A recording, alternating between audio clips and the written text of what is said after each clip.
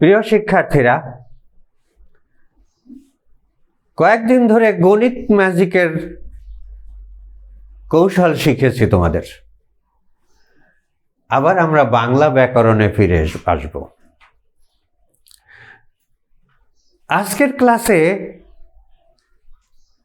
যে জিনিসটা আলোচনা করব তা অন্য একটা বিষয়ের একটি অংশ মাত্র। সেই অন্য বিষয়টি হচ্ছে কারক। কিন্তু আমরা আজকে কারক নিয়ে আলোচনা করব না, কারণ কারক শিখতে গেলে যে জিনিসটা দরকার হয় আমরা সেটা নিয়ে আলোচনা করব।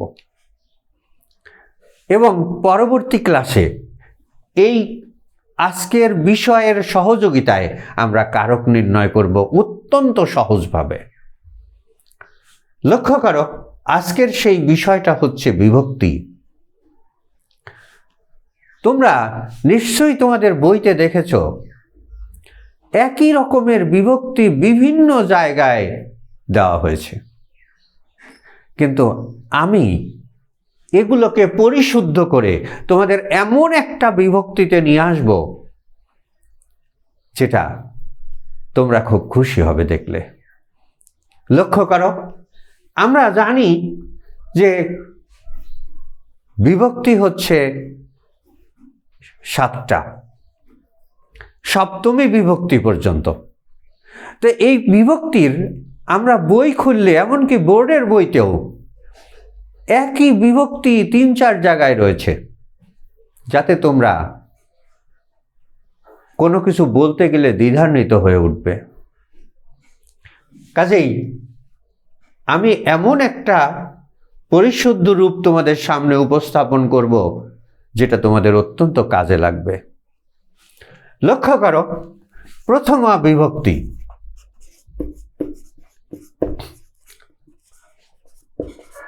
প্রথমা বিভক্তি হচ্ছে যার কোনো বিভক্তি নেই, যেটাকে আমরা অশূন্য বলি।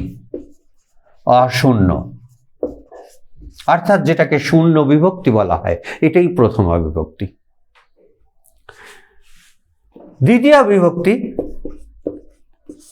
সোজা কথায় কে আর রে, বাকিগুলো দ্বিতীয় বিভক্তিতে বসাবে না, যদিও অনেক কিছু দ্বিতীয় বিভক্তিতে বসানো হয়েছে, কিন্তু যখন আমরা প্রয়োগ করি তখন শুধু এই দুটোই আমরা দ্বিতীয় বিভক্তিতে বসাই।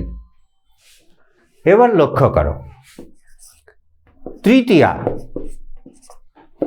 তৃতীয়া বিভক্তিতে দ্বারা, দিয়া, কর্তৃক। দ্বারা, দিয়া, কর্তৃক। চতুর্থী বিভক্তি। চতুর্থী বিভক্তিতে তোমাদের বইতে আছে কে রে, তবে সাধারণত আমরা কে রে প্রয়োগের ক্ষেত্রে কে রে চতুর্থ বিভক্তিতে ব্যবহার করি না, আমরা ব্যবহার করি জন্য নিমিত্ত। এই জন্য আমরা কে রে এটা চতুর্থ বিভক্তিতে ব্যবহার করব না। আমরা কি করব? এই জন্য নিমিত্ত ব্যবহার করব। পঞ্চমী বিভক্তি হইতে, থেকে, চেয়ে। ষষ্ঠী বিভক্তি র এর, আর সপ্তমী বিভক্তি এ অন্তস্থ, তে,